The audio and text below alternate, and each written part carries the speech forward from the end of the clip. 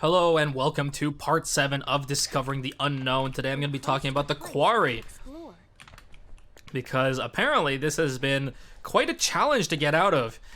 There was the geyser glitch, which got very quickly patched, and that was the only other way that I had found out. There was no crazy platforming that I could do to get out, and Danbo today showed me that there is a different way out, but it is a very, very unique way, and this will likely get patched out. So first things first, let's show you the out of bounds. I'll talk, and then I want to finish off the video with a little bit more about my thoughts on Endfield as a whole, from what I saw in the technical test anyway. So first, position the switches like this, and then you're going to do a cheeky little jump up, and you can get on top here. Normally it's a very tight jump, but you can just make it on top. And now you're going to have to position pylons in very specific orientation, so you're gonna have to rotate them so that they're exactly like this, aligned side by side. Now you can fall in between them. You can just jump on them, and it's very particular, but if you do it properly, and I'll see if I can do it. Oh, I screwed up there. Yeah, I screwed up. And if you do screw up and fall off, then you go head around. So today I do want to talk about, because the Endfield test is closing, I do have one other video planned for this series, and that will be showing the coolest sights from the out of bounds, all stitched together with some music and everything. Because most of these videos have focused on just showing how to get out, with very little about the out of bounds themselves. Oops, I overjumped that. So this video, that next video will show pretty much the coolest stuff from the out of bounds. What to expect from this video? Well, after, I'm hoping to be able to show it, but if not, you'll have to take my word on it, because it is a very particular set of jumps. So yes, you set up the pylons, the normal electrical pylons, in such a way that you can actually jump on them.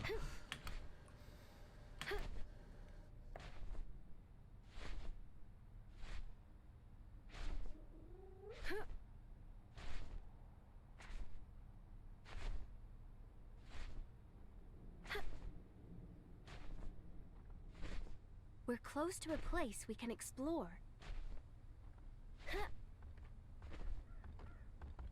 Oh my god. So, as you can see, it's very particular.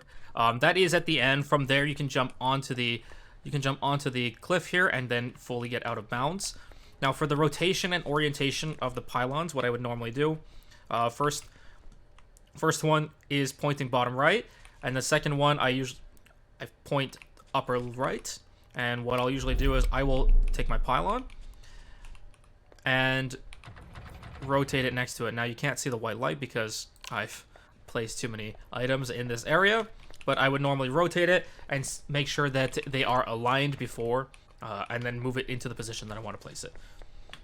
So that's how I set this up. I don't know how Danbo did his. As I said, he was the one that found this particular glitch that you can stand on the pylons, because normally the buildings, they like to push you off. So things like the portable stash and the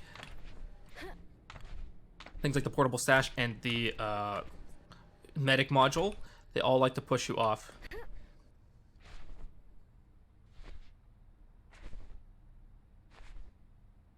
And this will probably be the last time that out of bounds on quarry is visible without any cheats or glitches, just because this will probably get patched for the full release. We're close to a place we can explore. This will probably get patched for the full release, and then you won't be able to do this anymore. And I have not. It is very hard to platform around these because the walls are just so steep that there's there's basically no footholds, and anywhere that there are footholds, there are invisible walls to block you out. So if that pylon thing gets patched, well, there you go. It's gonna be the last time out of the map. I'll have a full view of this out of bounds. I'll have a full view of this out of bounds in my next part, so all around it. But in general, this is what the out of bounds looks like. Unlike the other maps, usually there's parts from the other sections of the game that are scattered throughout, but this map seems to be very concise, small, no structures from any of the other parts of the game in the out of bounds area, and there's these weird pits around. It's interesting that they decided to form them, but yep, somebody put these here for some reason, maybe to catch out of bounds players. And there's a few pits around the map, but otherwise generally it's just very plain. If you get up on top of one of the cliffs, there's 2 tall points. You can just about see 3 to 4 of the corners of the map from there. So very small map, not much to look at outside. Some formations, but otherwise it's just generally rock everywhere. So yeah, there's the out of bounds on quarry. Hope you enjoyed. So again, I'll be showing an example of the geyser glitch in action right after this, and then I'll be closing off the video with my thoughts on the whole technical test.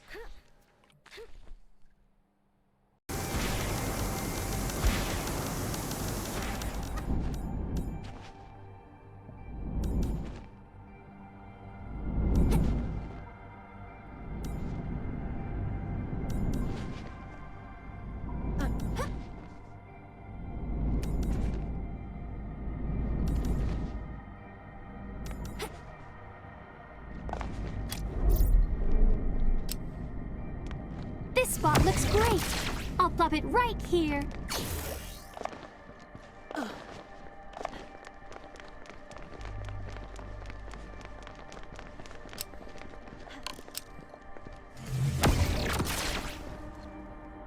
Stats on load balance, like ins and outs, resource in, resource out. They do give you detailed graphs and things of what you are producing, what you are spending, all of these things. And so they have a really good basis for the base part, and I think they just need a little bit of refinement. The big thing is that there's no blueprint system, so I can't save, like, let's say I'm producing steel part, which if you haven't played Endfield and haven't watched any Endfield, you won't know what that is, but it's one of the resources that you can craft. If I have a factory set up for steel part, I can't copy that and paste it into a different spot. So if I eventually in the future need steel parts for something else and have other parts that I need feed steel parts into, I have to manually move all those buildings over, and it is very obnoxious. Meanwhile, if I had a blueprint system, I would just save this is steel part manufacturing and move that whole part to another spot in the base.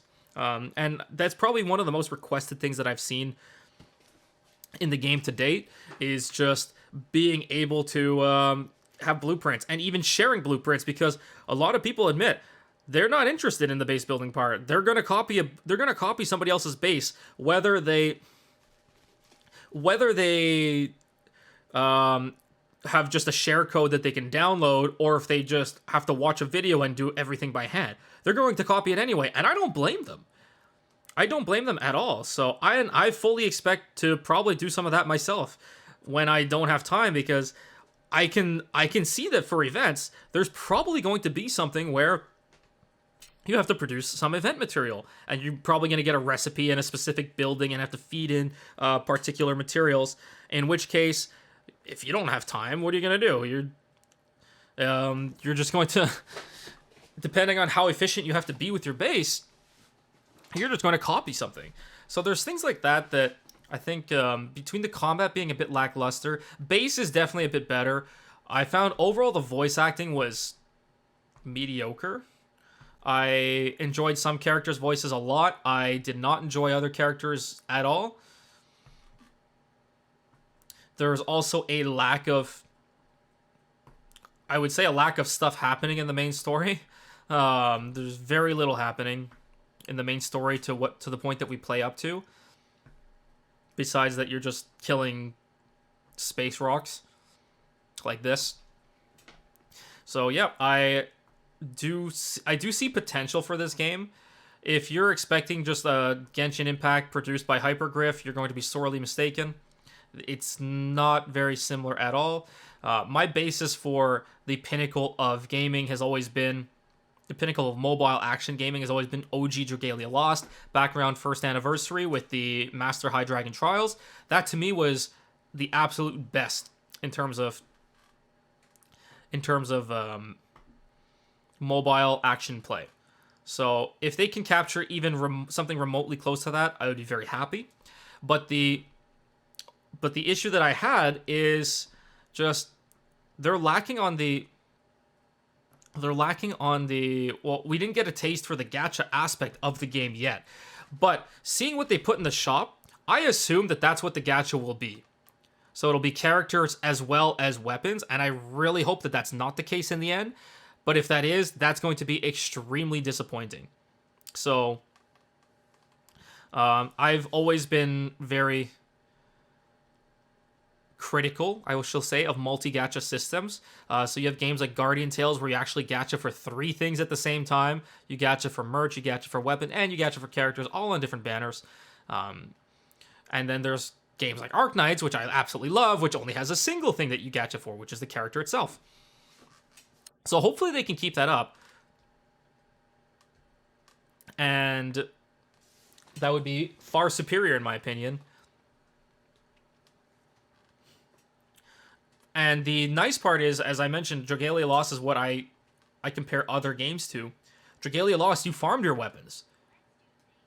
And it would be great if if the endgame loop was not just grinding these shitty rifts with like waves of 3 enemies at a time that you just, slog through to spend all your stamina, which, like I said, I've never spent my stamina in this game. I got so bored of it.